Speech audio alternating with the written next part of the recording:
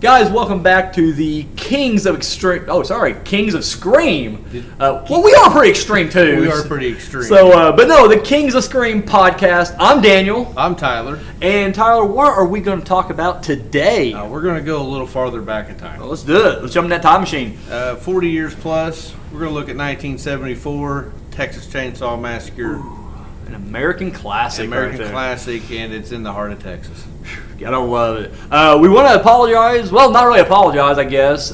We took the week off, or sorry, the month off last month. We were celebrating 4th of July. We celebrate all month. We did the entire time. And so, anyways, yes, we want to thank you guys for that. But more importantly, we want to thank you for the viewership we got on that last one. Again, as on our second show, but you guys, tuned in droves. 3.8 thousand views. That's awesome, guys. So seriously, from bottom of hearts, thank you very much. But we want to hear from you. We want to know what you guys want us to review. Again, we're just picking what we want at this point, but we are open for requests. So you guys got something you want to see? Maybe we should put a poll up. Put a poll up. Hell, put a poll. Put a poll up, climb that bastard, tell us what you want us to do, we'll do it. We'll Vince Russo this thing, put it on a poll, we don't give a shit. So, but guys, seriously, from the bottom of my hearts, thank you. Yeah.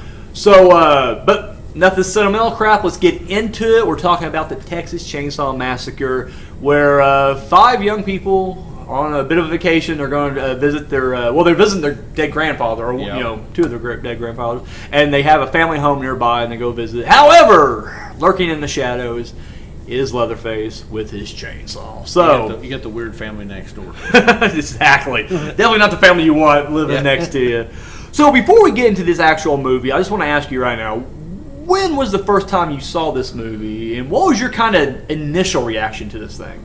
The first time I saw it, I really couldn't tell you what year it was that I actually seen the 1974, because I grew up watching the 90s movies, and then learning like there was a very first movie to the movie that we watched before. It was definitely a refreshing memory watching that movie, because you look at the 1974 film and it's like things are so weird back then. It's like gas stations don't have fuel. I mean, are you serious? You're waiting on the pump truck to show up? Well, I think that's exactly the plan, though. But they had barbecue, though. They had all the barbecue you could ever eat. But, and I go back and I think, man, I think that time of life would be fun. Because there's no electronics. You're not really doing a whole lot with stuff. You're out. The world's a bigger place. The world's a bigger place. But then you run into towns that maybe you it don't has its want. Ups and downs. And yes. the fact that it's almost a true story. Yeah. Because they had several different stories about what happened in that town with people being missing and all coming back to this one weird family. Yeah. And I don't really know if you'd call them a family or not, but So, for me personally, when I was younger, my parents were pretty cool with whatever I watched. Horror films was not a big deal. But for whatever reason, my mom had 3 films she did not ever want me to watch: The Exorcist, the Many Faces of Death videos. I don't know if you guys remember that or not. They were snuff films. You mean the one that was in the back of Family Video? Yeah. Those are the ones right there. They were, years later it's discovered they were fake, but they were, marketed as real snuff caught on tape. Yep. And it wasn't. But then the third thing was the original Texas Chainsaw Massacre. For the same reason, she, was like, oh my God, it's too real, whatever, and just didn't want me to watch it, something like that.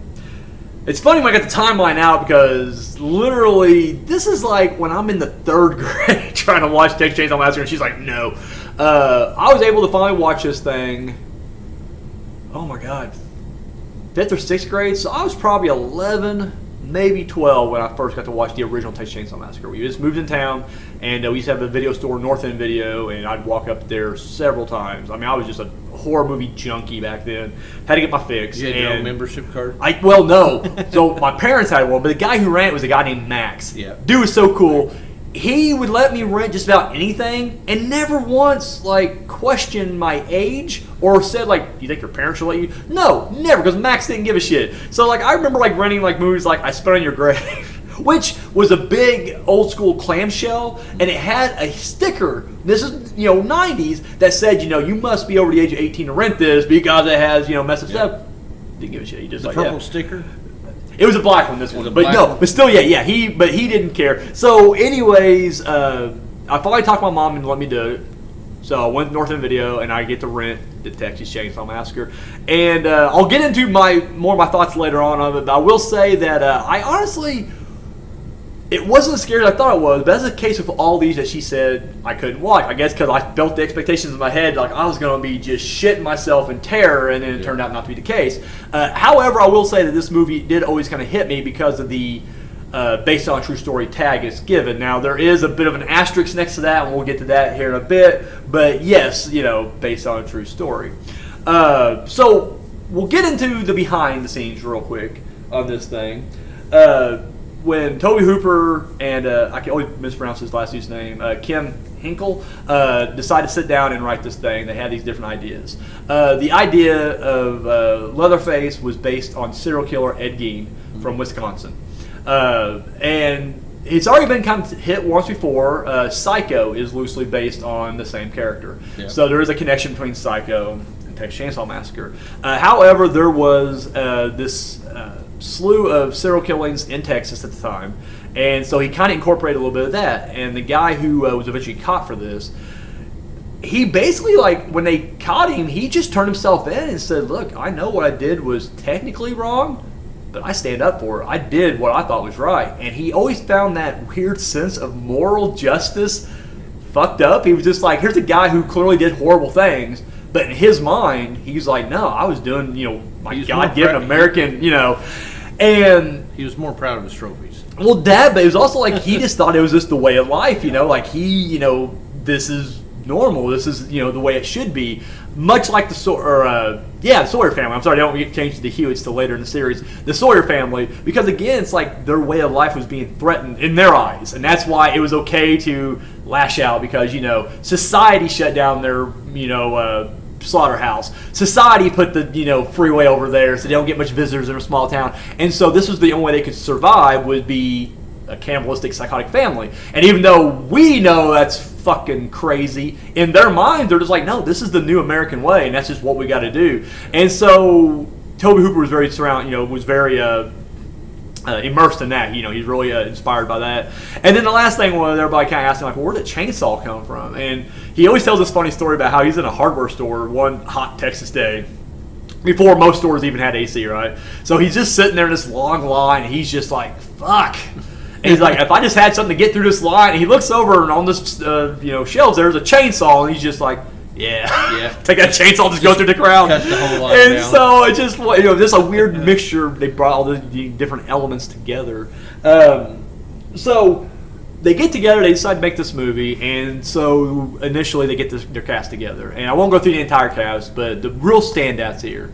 We got Sally Hardesty, played by Marilyn Burns, new actress. I think she did a lot of stage stuff prior to this, but she became the crown jewel. But then of course, I think the standout star here is Gunnar Hansen, who plays Leatherface. Yeah. And this guy was just a big hulking, football player looking dude. Texas, he plays born the and bred. perfect role of somebody. He nails it. That part. He really does. And the thing is, this guy actually did try to. He did a lot of I guess you call it method acting, because he would go to schools that specialize in special needs kids like that. He wanted to not just do what he thought a mentally challenged person would do. He actually wanted to study them to actually get their movements down, and I think it pays off really good. I think that's the thing about this movie too is I don't think anyone's going to say these were great actors, but they give natural performances. And I feel like that's the key there. They're not reading a script per se. And, even some of the dialogue maybe does come off a little stilted. But when it comes time to, the terror, you buy it. You just buy these people. It feels like these are just real people they just got to catch on tape. I really think that the crew they put together was, they gelled greatly together. Perfectly. The 5 stars, you have in the van. They all immediately you think best friends click. Yeah, bam, the chemistry between the cast. They all know each other. They know about each other, and they gel just great. One guy I want to throw out there real quick, and I mentioned him earlier. His name is John Oh no, I hadn't mentioned this before the podcast. Sorry, John Duggan or Dugan. Okay, Dugan. So he plays Grandpa. Now he was actually only 18 when he played Grandpa. So prosthetics they had put on and everything. I actually got to party with this guy. So a few years back, this is 2013. We go to the Days of the Dead convention in Indianapolis, and I'll be honest right now, and I don't want to throw shade anywhere. I honestly didn't know who this guy was because to me the main stars were the five, and Leatherface and everything. Again, he's a kid in a mask pretty much. So I didn't know who John Dugan or Duggan was, but we're up at this convention. It was me, my uncle, my two little cousins, not proud of this, and my girlfriend.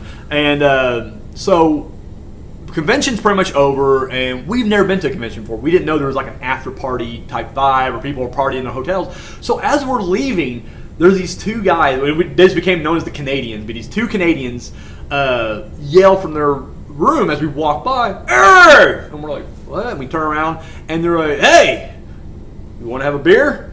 Now, I'm not a beer drinker at all, but at the same time, it's like, dude, like, we're out. It's like, as sad as it may sound, this is our vacation, right? Yeah. We're just going up, 40 miles north. It's our vacation. But anyways, we got two kids with us. I think Kayla at the time was 14 and Caleb was 12. But I was like, fuck it, they're not my kids. So I was like, sure. And so, he hands me a beer, and I'm like, well, I got to put my stuff up because I have a backpack full of my souvenirs and shit like that. And I was like, I'm going to put the stuff. He goes, no, hey, if you're going to drink a beer, you drank it in Canada.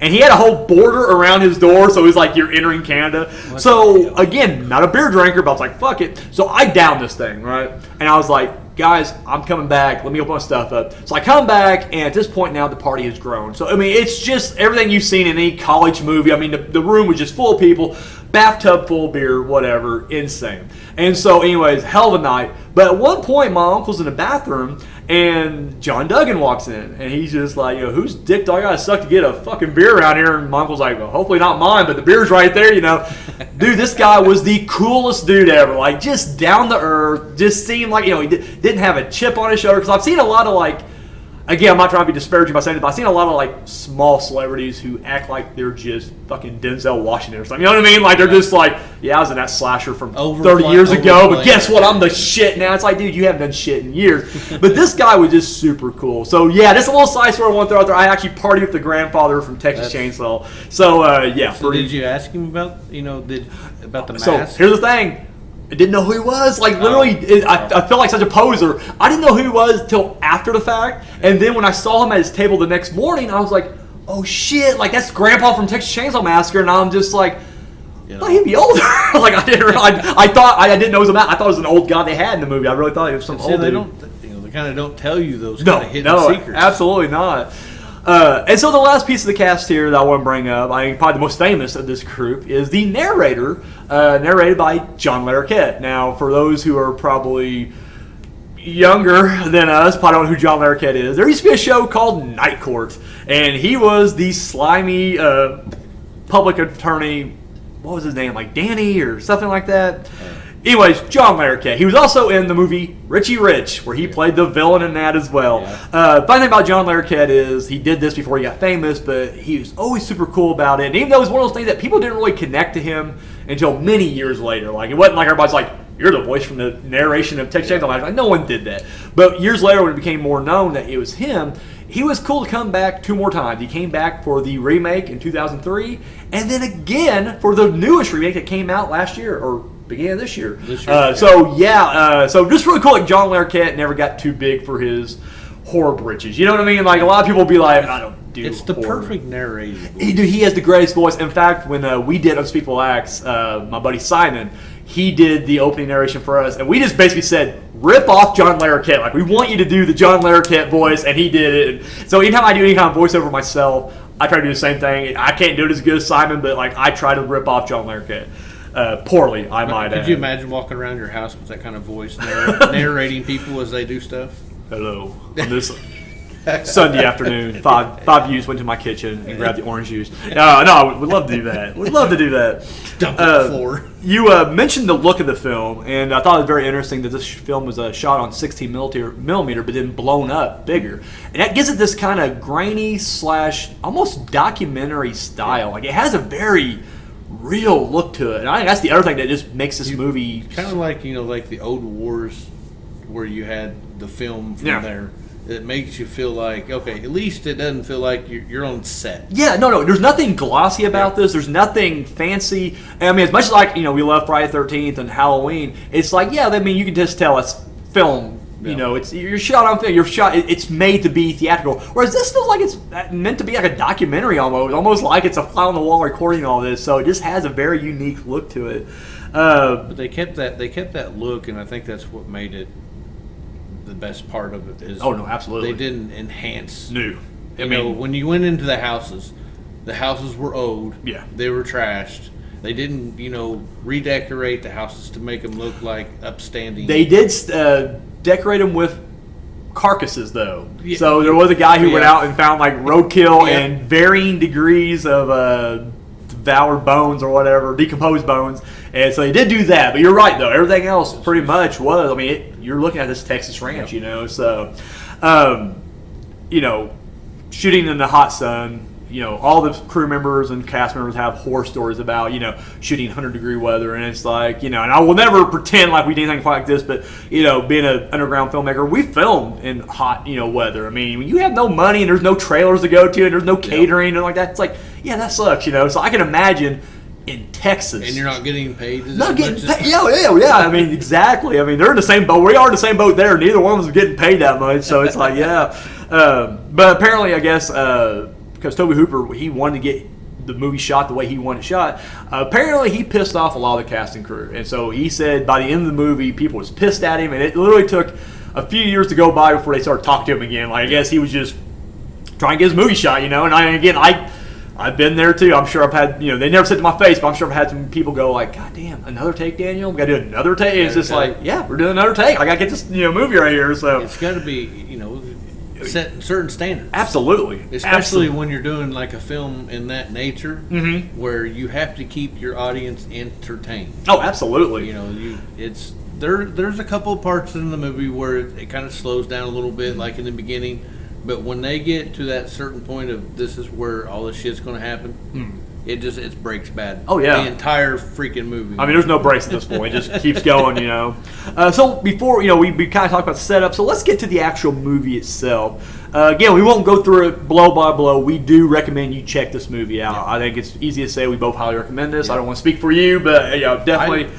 I would say if you're a movie lover and you like the franchise itself, and you haven't seen the 1974 version, go back and watch it. Do yourself a favor. You will definitely find out a lot of things a lot better than the 90s movies. So, let me ask you, what are some of your favorite standout moments in this movie? Give us some certain things you want to talk about when it comes to Texas Chainsaw Massacre. Let's talk about the door, what hides behind the door in the house.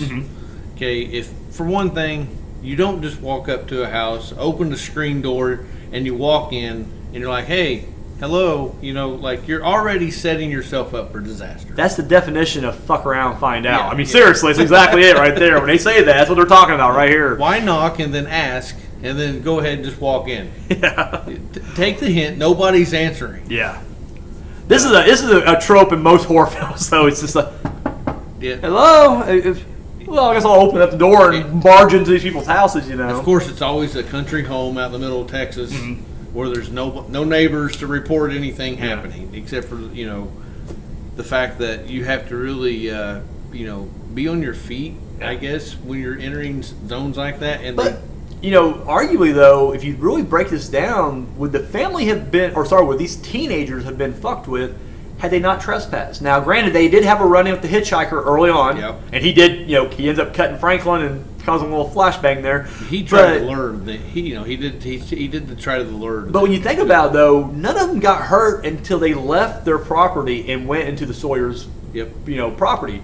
Dude gets bashed with a hammer, girl thrown on a meat hook, but this is all because they entered the house.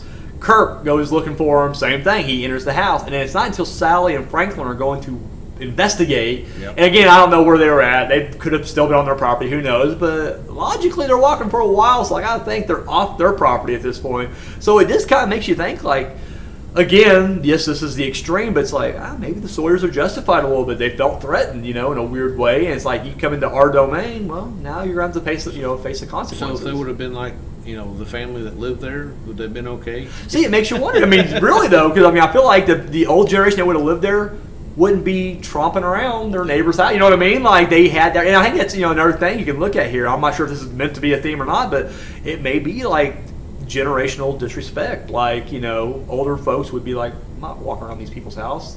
I knocked on the door. They didn't answer. Yep. I take the hint and go the fuck home. Whereas these new teenagers in this new era are just like, yeah, this is our world, and blah, blah, blah. Hello, what's going on? And they walk in there, and it's like, yeah, that's a no-no, no matter where you're at in this country. So, maybe that's a theme that no one really thought about right there. Well, the fact that they didn't have the respect for the house that they were in, which, given the circumstances, they knocked on the door, they don't hear anything. They're thinking, okay, it's an empty house. Maybe they're just in there hiding, hanging out. It's going to be playing a joke. No. There's a guy with another face. Yeah. Inside the inside the house with some weapons, ready to kill some people. And then the fact that they don't show what happens to them, but they lead you on to that they were eaten. Yeah. Well, the thing too, this movie has a reputation for being so violent and gory, but you don't see a lot of blood in this movie. In fact, any of the violence happens, with the exception of maybe like the hammer smash, it's all off camera. Yeah. Like when the girl gets put on the meat hook, you never see the hook enter her back. You just see her getting lifted up onto it, and you see her face in agony. And it's very Hitchcock there. Like, back then you couldn't see gore like that. You had to get around it. And I feel like that's kind of unique that, when you ask the common person, Texas Chainsaw Massacre, pretty bloody, and they're like, oh yeah, it's gore and gore. It's like, no, it wasn't. It really wasn't. It was all implied. Franklin gets chainsawed to the face, but you never see it. You just see Leatherface doing this with a little bit of blood squirting up. You never see the aftermath. You never see like entrails, which again, I can see reasons for and against it. Like for me personally, I do love blood, guts, carnage. But then there's a part of me that's like, no, I do like left up to imagination, because if you would have asked me when I was 10, 11 when I watched this movie, I would have been like, oh yeah, it's really bloody. It's like, no, you didn't see shit. You just think you saw it because you saw the way it was set up. You saw, your mind filled in the rest of the gaps for you. So a lot of, really the most blood that you've seen was the very last scene. Yeah.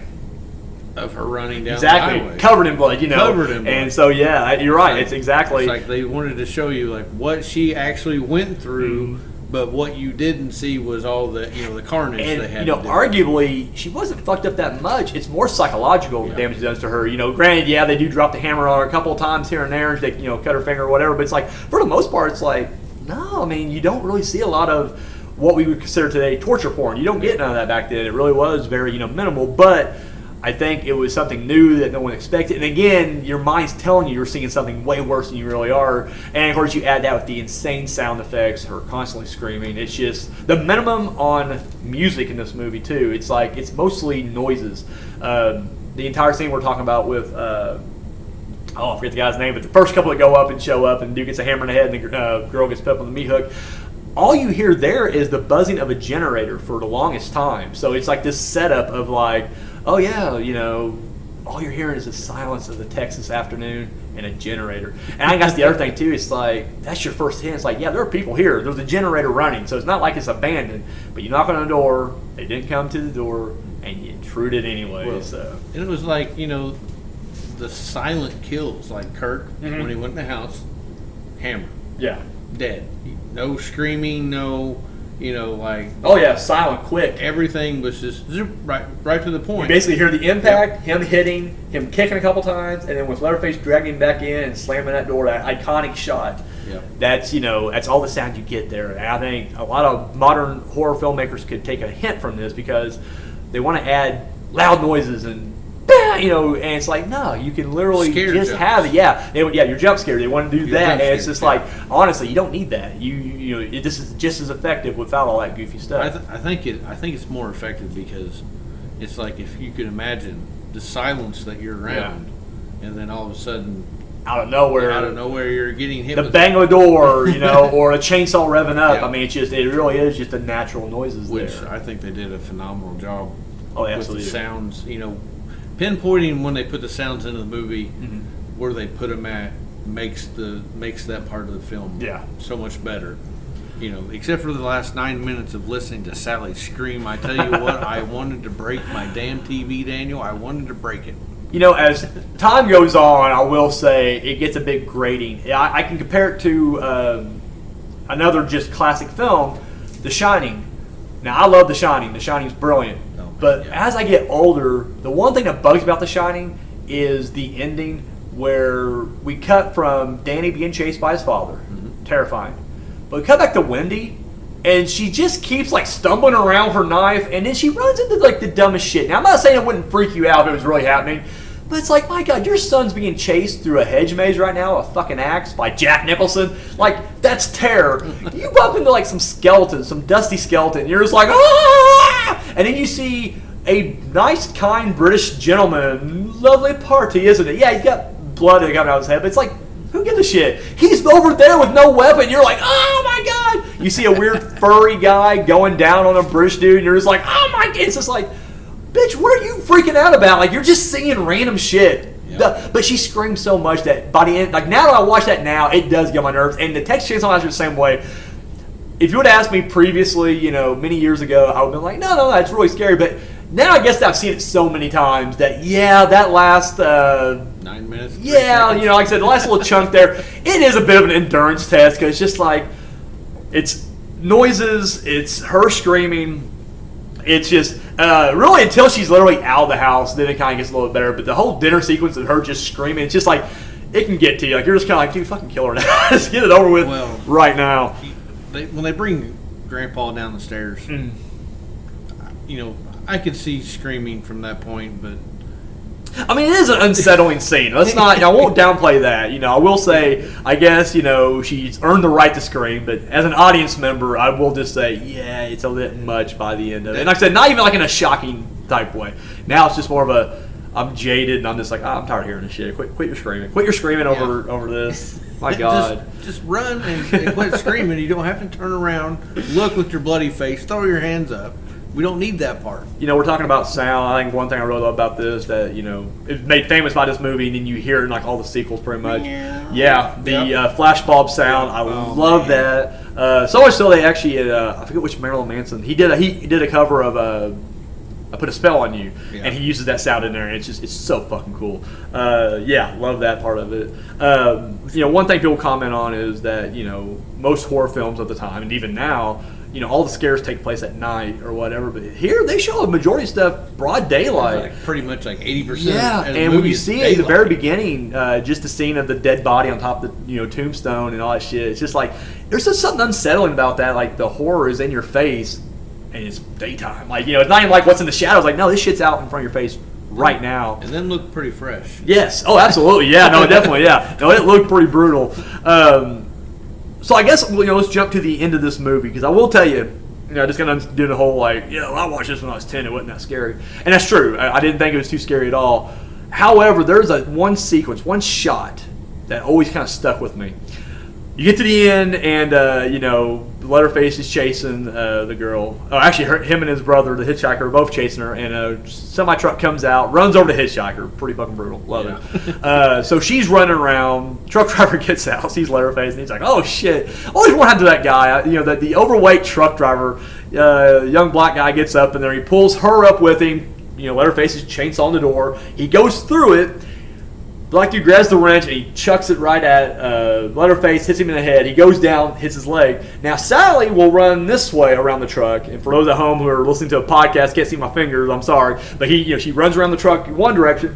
The black guy runs the other way, and we never hear or see from him again. Yeah. Now, granted, I guess it's assumed he gets away, but it's I want to see his story. I want to do another spin-off movie where it's just what happened to that guy? Because he was a big fella. He wasn't running fast. I think Leatherface probably could have caught up with him had he turned his attention to him, but we'll never know, I guess. So, but anyways, did he actually? The fact that they didn't even say anything. There's nowhere for him to go. They're in the middle of fucking nowhere. Where's he going to? And his truck's the other way, so it's not like he can just circle back around, hope not be detected.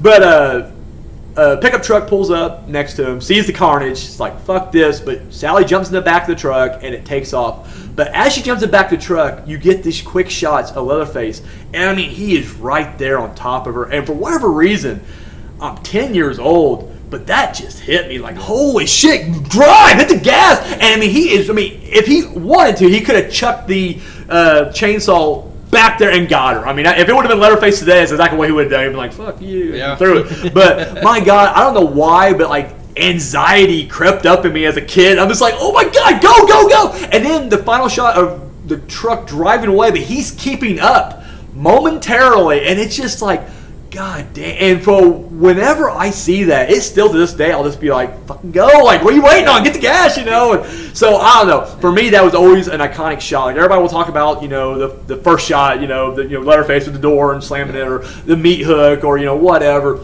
To me, the scary shot in that movie is him chasing her and almost getting her in the back of that truck. And then when she takes off, and just her maniacally laughing and screaming at the same time, it's like, I feel it. Like, it was a release for me too, because it's just like, holy shit, you almost bought it right there, but you made it. And just her triumphantly, primally just screaming, laughing, you know, she made it. And then it cuts back to Leatherface. Dude's not dead. Like, he's doing his signature airplane spin, helicopter spin with the chainsaw, and you're just like, fuck. You know, the fact that she was doing the screaming, but she didn't really know what truck she was getting in. No. I mean, anything would have been better. Yep. It could have been Bill Cosby driving that truck. She's like, I'll fucking go. I don't even care. It is better than what we're doing now. How do you know that the truck wasn't going to take you back to the farm again? You don't know this is part of the Sawyer family. My God, it is Texas. It's probably a huge family. Yep. He could have easily just been like, just hey, Weather. Don't worry. You know, the thing I would have liked to see was the screen, the glass door open in the back, and then some hick just looked at it and goes, don't worry, honey, you'll be all right. You know, and it's like, going for a ride. Damn it, we're going right back to the house. So there it is. That was the Texas Chainsaw Massacre. Now, this thing, I've read conflicting reports, so I don't know exactly what it was made for, but I've heard it from $80,000 up to $140,000. But either way, this thing would gross over $30 million. Yeah. This is back in the 70s. $30 million, that's fucking insane. In 40 years still. Yeah. It is a delicate movie. Yeah. Oh, yeah. Still as controversial now as it was back then. Yeah. It was a distinction of being the highest grossing independent film until Halloween rolled around and knocked it off. But still yet, very good thing. When this movie came out, it was subjected to a lot of, it's a weird thing. Critics loved it, but they would also kind of detest the violence. So it's one of those things where it's just like, wow, we hate to admit that this is a really well done film and it makes you feel, but does it have to be so violent? It's like, well, if it wasn't, you wouldn't be saying it's a good movie then, because you would be like, well, what's the point? It's just like everything else. A lot of walkouts. When this thing played in New York City, people were just getting up like, fuck this. Like, this is too much. Because you got to remember, this is 1974. You didn't see a whole lot of... I'm not saying there wasn't graphic violence out there. The first Gore movie, director Wizard Gore, Herschel Lewis. What did he direct before that? Fuck it, they remember. Blood Feast. So Blood Feast's already been out there. So we've already seen like gore in movies, but this is the first time you're seeing something that feels real. That's it. That's the best way I can say it. Because you didn't see the gore, you didn't see the blood. You think you see it, but this was real. This was terror turned up maximum. So not only did you get all these massive walkouts, but this movie get banned in several places. And how many people in Texas look behind their back? I mean, absolutely. I'm sure this did for like the back roads of Texas what Psycho did for showers. Like, you're just like, I'll drive it. Fuck, we're not stopping anywhere. We need gas. We don't need gas that bad. Fuck it, keep going. Just keep going right there. That's why they always told you, do not get off the main highway in a town that you do not know. Absolutely. And especially, I'm not going to lie, the two places I will never just willy-nilly get out of my car in is Texas, and I'll extend that to any desert area, because Hills Have Eyes also is out there. Yes. And then anywhere like West Virginia, because wrong turn movies. So I don't fuck around with somebody, being in a vehicle that's shitty. Yeah. It's like your tires all go flat. Oh yeah, yeah. The motor stops working. Something always. I don't have a great vehicle, so I won't be road tripping through these areas anytime soon. Because I'm that guy who's just going to break down or whatever. Of course, we mentioned about the critical success of this movie, and as a financial success. Yep. But the one thing you got to remember is not only that this movie is influential to a lot of people. horror fans and filmmakers alike, Wes Craven would say that he actually was inspired to make The Hills Have Eyes. There's other things, but the style, the look came from this movie right here. Ridley Scott said the same thing for Alien. I'm not sure exactly what he got from this movie for Alien, but I guess just the pure terror and just that, even though it's about an alien, very realistic, I guess, is the vibe he was going for. And then you even see that influence today. I think the two biggest filmmakers that you really see the influence of this is, I always pronounce this dude's last name wrong, but Alexander Aja. He did the Hills Have Eyes remake, he did High Tension, and he did the Piranha remake. The look of those films, even though they were shot in 2000s, has a 1970s vibe to it. And I think the other guy is Rob Zombie. I mean, you look at Devil's Rejects, the House of Thousand Corpses, they have a Texas Chainsaw vibe. Fruit from Hell recently just came out, and it still has that Texas Chainsaw vibe to it. You could almost combine. Oh yeah, no, absolutely. Like, hey, they know each other, they're neighbors, No, absolutely. I want to see that crossover. Yeah. The Firefly clan teaming up with the Sawyer family. The Sawyer family, not the Hewitt family. The Sawyer family. The Sawyer family. There is a difference, people.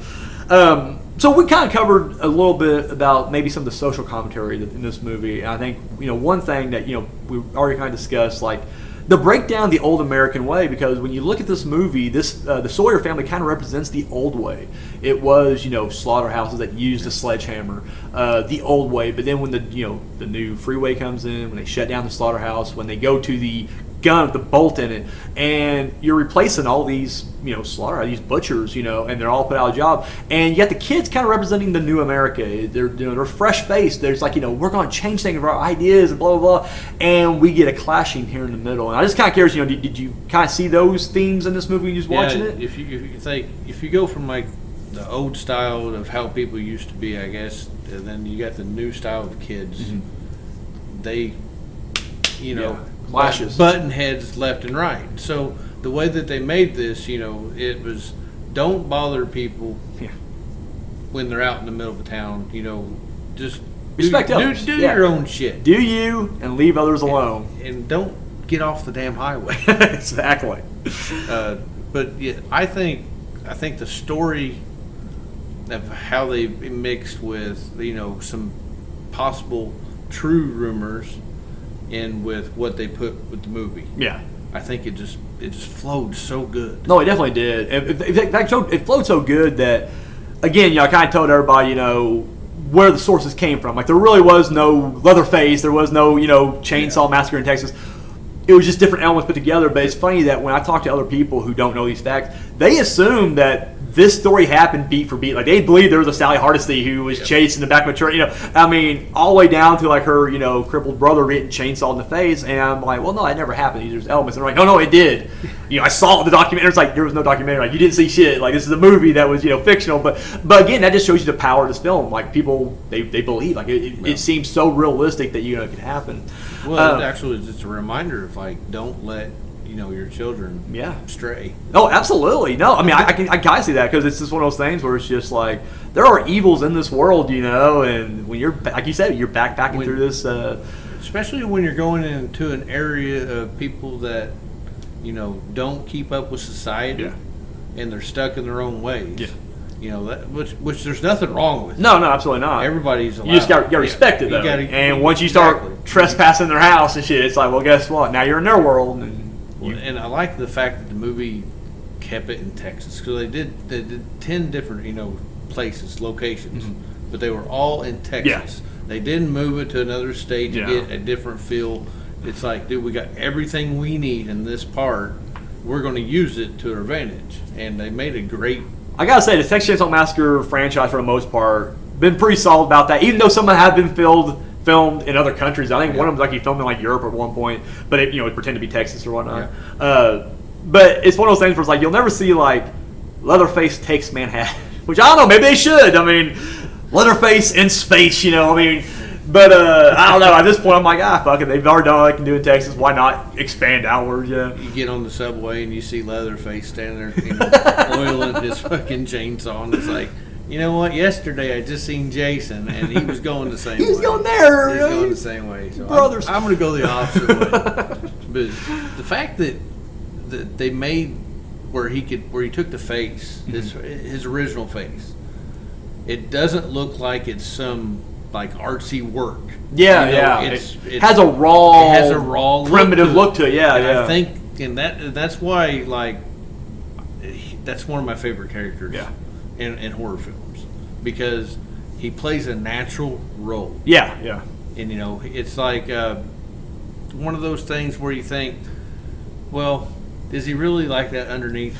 But when he does the window scene where he runs through the curtains and he pulls the curtains over, when he's looking, you can tell this is exactly who this guy is. He's one like, he's just fucking crazy. Yeah.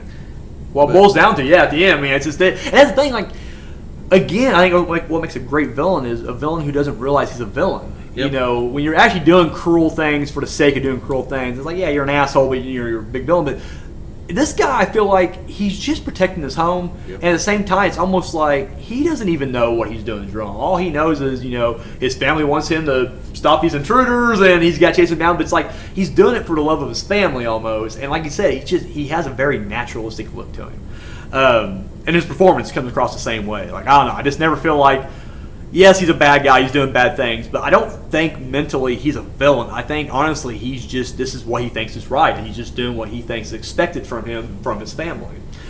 Which is a theme you'll see kind of throughout the entire franchise. Remakes, prequels, sequels, whatever you have, they all kind of fall in that same thing where I feel like if you just left him alone, he probably wouldn't hurt anybody, like, honestly. So...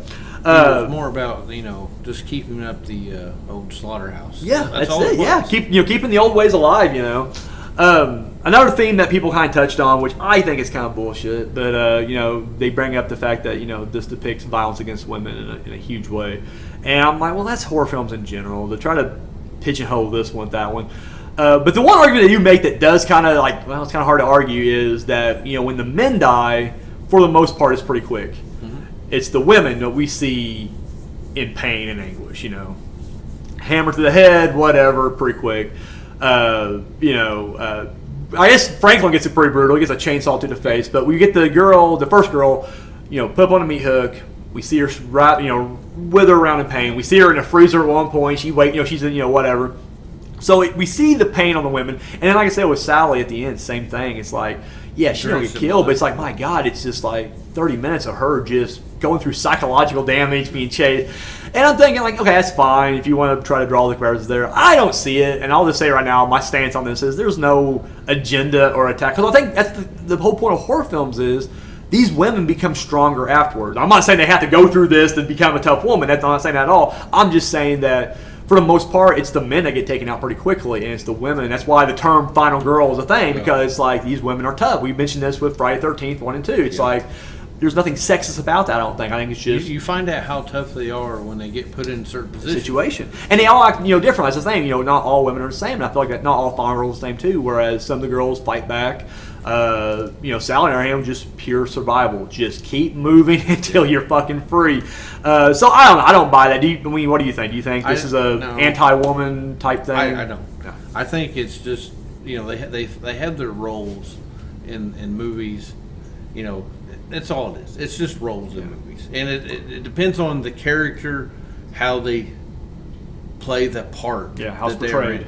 Like Sally, freaking amazing. Yeah. I mean, except for the screaming for 9 minutes, which and for that, to be able to scream that long, anyways. Oh yeah, no, I mean, still talent. I mean, I'll give her that. Yeah, no, absolutely. But other than that, no, I don't think it's. But I think I like how, it's like it's a smart thing though, because you take out men, and then you go after the women. Yeah. Well, you're not expecting the women to stand up, but by God, she does. Yeah, and absolutely. She's like, I'm not going to die. I'm not going to. It's not going to happen.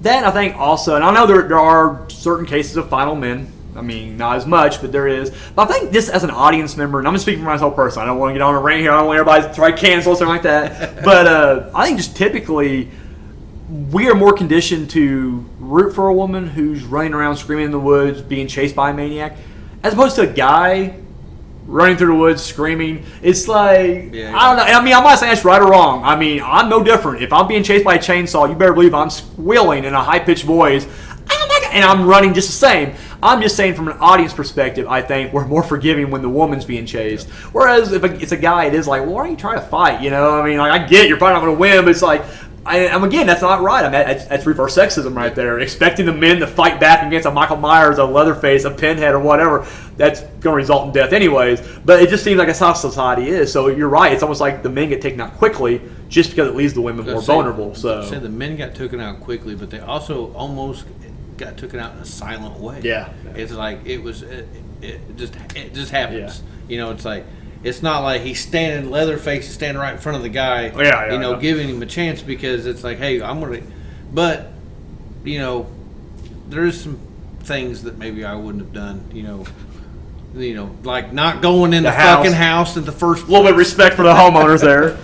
And then, the last theme here that I see a lot of people bring up now, and this is something I never thought about, but it turns out this is actually on the mind of the director, so this isn't just like something that, like, hipsters today are like, well, this is what the movie's trying to say. No, it's like he really was making a point here. There's a point of view of being a vegetarian in this thing, almost like that's kind of the angle here is like, we're seeing these people who's butchers and how they're, and the people who were being chased are now being the cattle. It's almost like, and maybe if they weren't, they didn't, these kind of like byproduct, of, in a world where everybody's eating meat and everybody does this stuff. Now you are lower on the food chain, and now you're being hunted like that. And the guy said, like, yeah, he was Tobe Hooper became a vegetarian for a short time after this, and he said he did that intentionally. Like once he saw how they were treating these animals in slaughterhouses, it wasn't necessarily a thing for health, like I think more people do now. It was just more like cruelty to animals kind of thing. And so turning that cruelty to animals onto the humans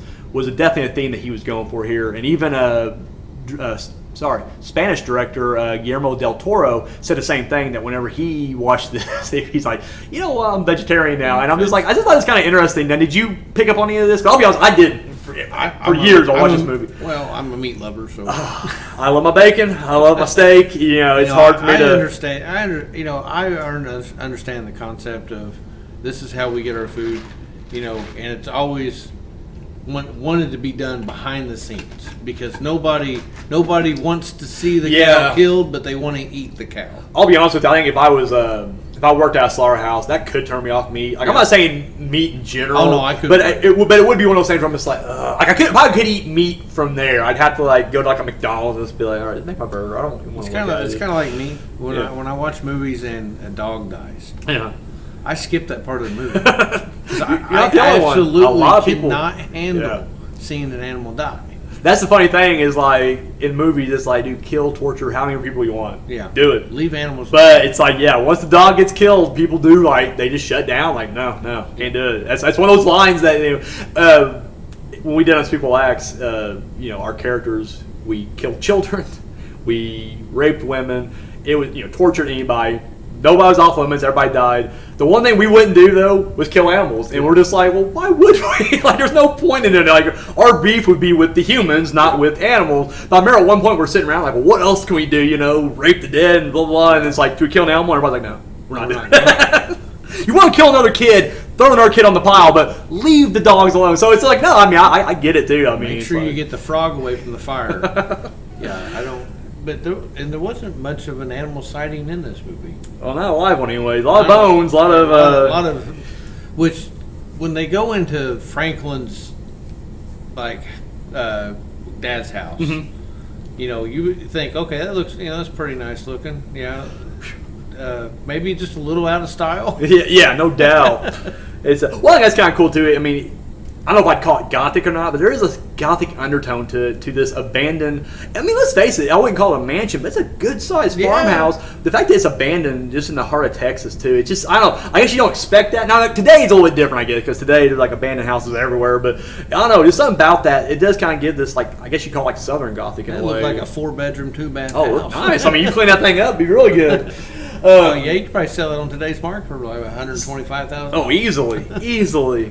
It should be noted, too, that the gas station has been converted into a barbecue place. So if you're ever in this town, I'll forget the name of the town now, but if you're ever in that town and you want to get some barbecue at the original Texas Chainsaw Massacre gas station, Lubbock, check it out. Lubbock, Texas. Is that what it is? There you go. And I can't.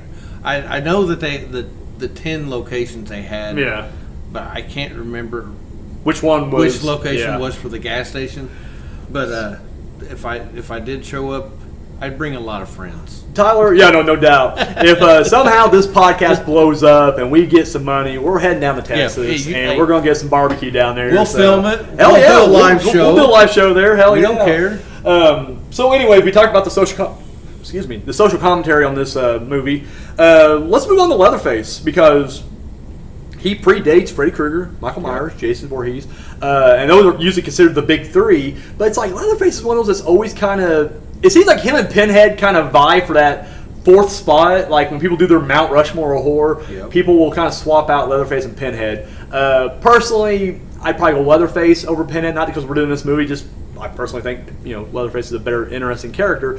But no, I mean he became iconic almost instantly, and I think that's a cool mark to have as a horror character, because I mean a lot of horror movies come out and not everybody's remember. It's like Pennywise recently, the new one even. It's like as soon as he hit, he became famous. Like it was just like you saw him plastered everywhere. You look at Saw. Not so much Jigsaw, but the little puppet he uses is now the iconic. And it's just like, again, you just don't know what's going to enter that American lexicon and what's going to be in the horror pantheon of great, horror iconic characters. But like Leatherface instantly entered that. Well, it sticks out like a sore thumb. Yeah.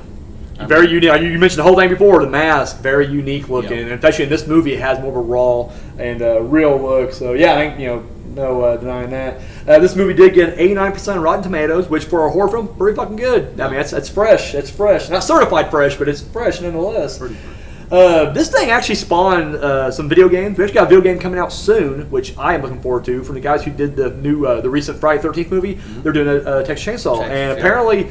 It's going to be less about fighting back. That's the thing that everybody kind of complained about Friday the 13th, was it became too easy to kill Jason. Like everybody just gangs up on it. Yep. So there's going to be less of that. It's going to be more about just trying to survive. But it's like, I'm looking forward to that. Did you know they made an Atari Texas Chainsaw Massacre video game? Okay. If you ever get a chance, check out, I don't know if you watched the Angry Video Game Nerd or not, but he did an episode about the game.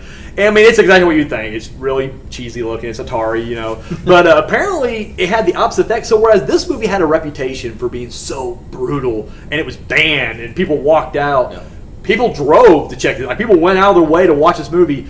Video game, not so much. And maybe because at this era, it was more geared toward kids. Like, in the 80s, it wasn't so much adults like, I want to play video games. It's like, no, it's more of a kid thing then. Now it's like people of all ages play video games. But back then, not so much. And so most stores wouldn't carry it because of the violence. And again, if you see the graphics, it's ridiculous. Like, it's just like this. But again, back in 84, I think is when this video game came out, they were just like, oh yeah, no, this is brutal as hell. You can't show this to kids. Like, my God, just interesting that even video game violence was a big thing back then. But apparently the game bombed horribly because nobody played it on Atari. On Atari. So can you imagine playing that?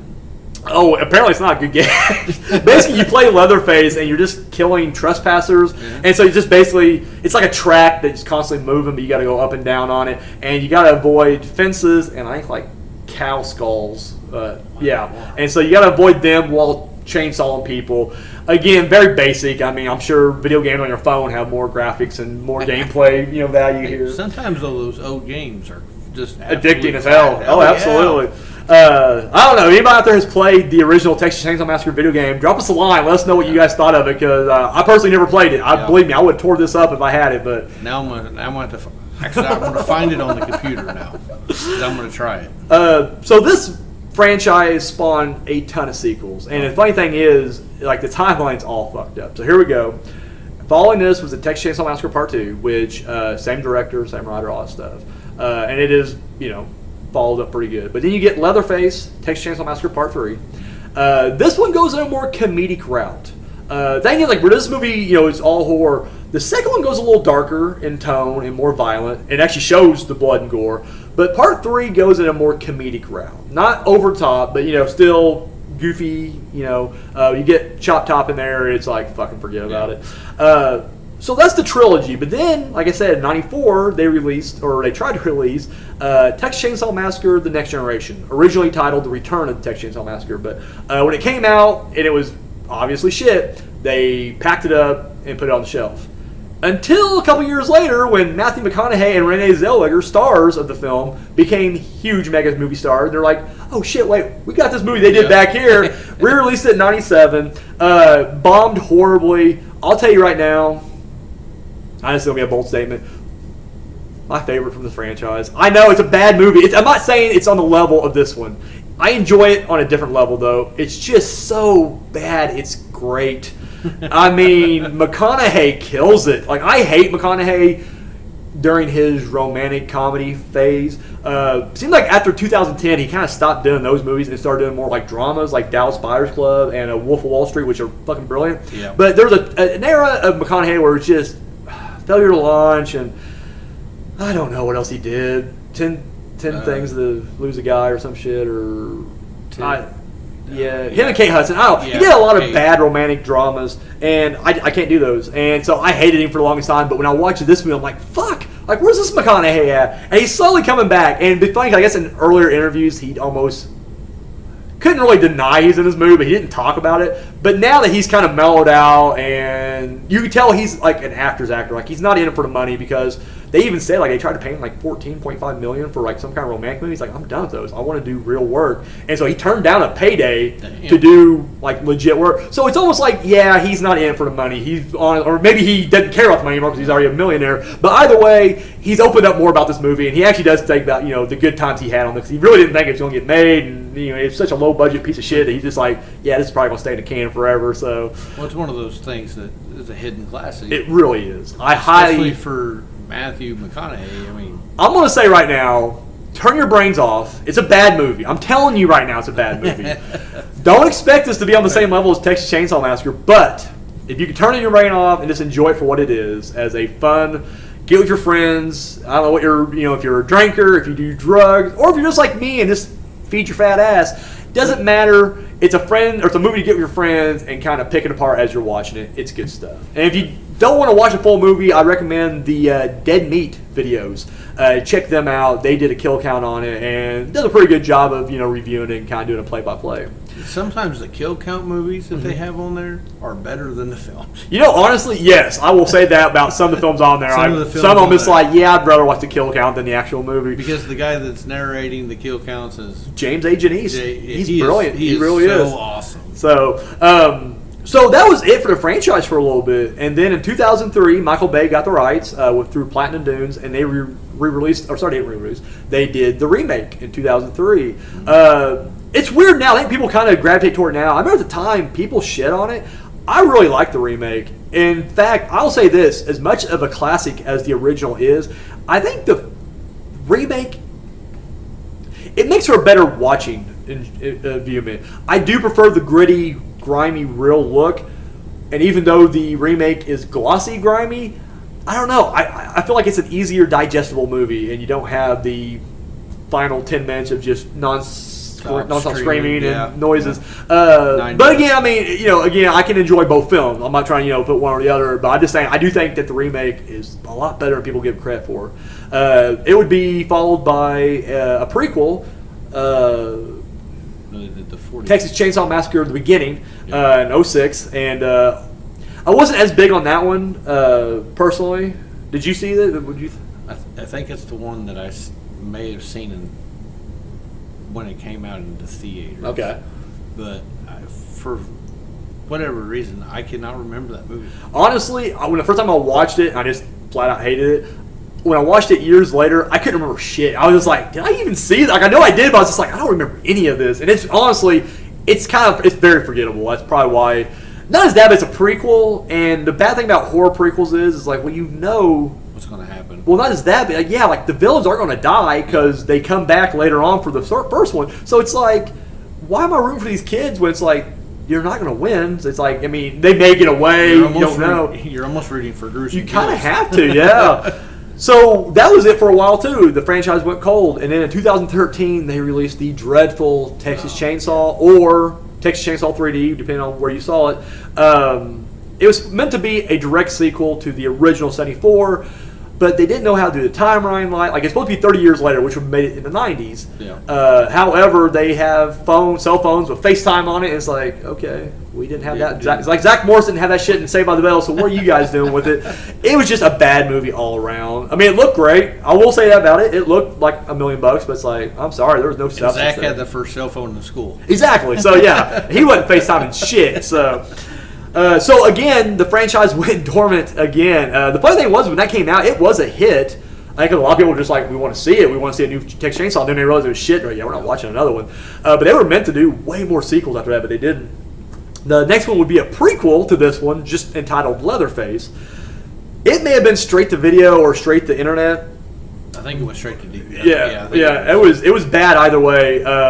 In this one, we just focus on the Leatherface character, but they do a big swerve where the guy you think is going to be Leatherface winds up not being, and the smart, skinny, intelligent character winds up being Leatherface. And you're like, then why was he acting why was he acting mentally challenged later on? Why? It makes no sense, but whatever. I guess you get your big twist at the end, you know. I think they tried to play it off as the factors that made him. I guess so, and maybe over time but still, you're not imagining the kid that they have play that part. Like this guy is like quoting Shakespeare and shit. And he's very intelligent, and all know he's just like, and it's just like, all of a sudden he can't. He goes to where he. But the overweight, mentally challenged guy who you are sure is going to be Leatherface, it's not. I'm like, fuck you, movie. You're just trying to be cute and clever. So he shut down again. But then, lo and behold, this year, the Texas Chainsaw Massacre on Netflix came out, and it got a lot of shit. But you know what? I fucking loved it. I think a lot of people hated on it because I think it was just millennials hated it because it was them getting made fun of and cut up by Leatherface, and it's like, yeah, that's what happened. You guys are pussies and you ain't gonna weather the storm. Yeah, it had its flaws. I won't say it didn't. There were certain parts about that movie I'm just like, come on. But as an overall viewing experience, fucking loved it. Did you see the new one? I watched about 45 minutes of it. Wow. Wasn't big on it? Couldn't do it? I couldn't get into it. I think that they take... Did you get to the bus massacre? No, I didn't. Oh my god. If you get to the bus massacre, I think you would have changed around. I think it would have been like, okay, I'm knocking in. Because, dude, it's all these kids, like these little annoying fucking vloggers, and Leatherface gets on the bus with his chainsaw, and this like fat little blogger gets up there and he's like, man, if you do anything, I'll have you canceled. And dude, Leatherface just tears ass through the bus. And it is the bloodiest, probably the most brutal Leatherface has ever been on screen ever. I'm going to say watch it again. I'm going to tell you, watch it again. Right. If you get past the bus massacre and you're still not feeling it, then by all means turn it off. But at least get to the bus massacre. But anyway, the point we're trying to make is Leatherface has been enduring all these years. Again, I don't know how many movies that was. I just ran it off there. But that's a lot of quite the movies for just one character, I think you're looking at like at least 6. Yeah. Oh, no, definitely more than 6. You had 4 in the original, 2 remakes. Prequel. You got 2 prequels. So 9 films. Yeah. So there it is, 9 movies. This guy. There's tons of fan films that were made out there. There's actually a fan film called Leatherface versus Michael Myers. I haven't seen. I would love to check that out. And so that's about it. Who wins? I didn't see it. I don't know. No. Who do you think should win? Michael Myers. I love you, Leatherface, but. He's not indestructible. But you know what, though? Leatherface, he's got the height and weight on. Or he has the weight on him, at least. So, I don't know. It'd be a good fight. That's what I'm saying. It'd be a good fight. A little knife versus a chainsaw. But Myers has a stealth, I believe. And the intelligence. I think that's going to be the thing that's going to help him out the most. But, what do you do to this big guy when you sneak up on him? I mean, unless you get that first blow, it ain't going to matter. How are you going to get your hands around the guy's neck? Exactly. So, but I do agree. Has anybody seen Leatherface versus Michael Myers? If you have, let us know what you thought about it. No, I don't give a fuck. Spoil the fuck out of it. Let us know, because honestly, it's been this long and I haven't watched it yet, so I may not even get around to spoil it for us. But let us know who wins that thing. Or furthermore, if you haven't seen it, who do you think would win between Michael Myers and Leatherface? So we're going to wrap this bad boy up. We actually went over an hour this time. It's not bad. So Tyler, what did you overall think about the Texas Chainsaw Massacre? The 1974 version, I would give an 8.5 out of 10. All right. I thoroughly enjoyed everything until the last 9 minutes. I know I keep going back to the last 9 minutes of the movie. Yes, that is a iconic scene with her covered in blood screaming. But my lands, can somebody put a sock in it? I mean, seriously. But the way that they made the film, they make it so I don't. You could almost picture it being a silent film. Yeah. With just maybe the chainsaw. No, you're right. The way it's shot, absolutely, yeah. If you took the dialogue out of this thing, actually made it silent, because I mean that's how good the directing is. He's telling you a story visually as well as So no, I never thought about that, but that's actually a really good point. You don't have to, you let the story come to you. Yeah, it's actually put together very well. It's each scene leads from each other, and it's always a really good I guess the build up. When you're getting to Leatherface. Yeah. But you're not expecting that. If you have never seen the movie and you say, "Hey, Leatherface," what are you actually? You think of Mankind from the '90s? WWF. Is that what kind of leather? No, he's got somebody else's face. Yeah. He just doesn't like his own. It's probably top 3 favorite series. Okay. Of movies. But I do lean towards the older versions a lot better, because I think the newer versions are on steroids. Yeah. And I think they do a lot of things they don't need to do. They try to ump it a little bit, but they don't need to, because it's not the kind of film that needs it.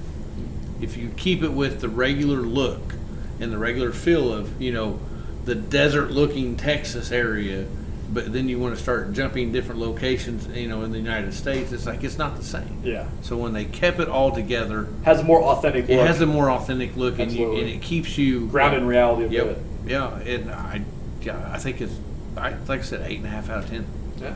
I very rarely give 9 or 10s out of movies because there's a lot of there's points in the movies where it's like, we could have done something different. Yeah. But this one, I couldn't really find a whole lot. Near perfect, except for the last 9 minutes and 3 seconds of the lady screaming. It's like, just cut her throat, please, just somebody. end it, please, for us. But I tell you what, though, it takes some damn good vocals to be doing that. Oh, absolutely. And that part that she played, fantastic.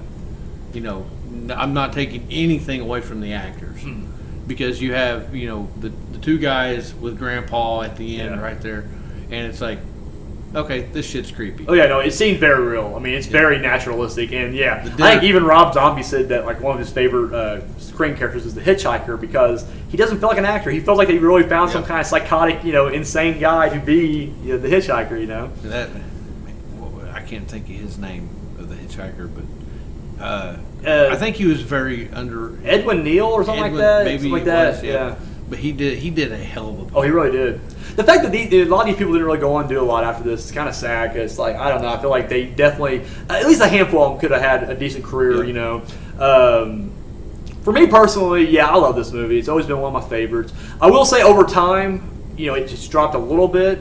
And again, less to do with the movie itself and more just my own personal taste. I agree with Tyler 100%. When he, in fact, it was a couple weeks ago, he texted me this, and he's just like, my God, it's the last 9 minutes or so, it's just her screaming. I'm just like, oh yeah, believe me, I know exactly what you're talking about. And I mean, again, that's nothing to do with the movie. I mean, I think if I would have watched this for the very first time, that wouldn't bother as much, because you are more just on the edge of your seat, hope she gets away. When you've seen it hundreds of times, and then you start picking it apart like we are. That's all it is. It's more nitpicks, I guess, than actual critiques or criticism. I'll go full 10 out of 10. I think this is an important film, not just in horror cinema history, but just in cinema history in general.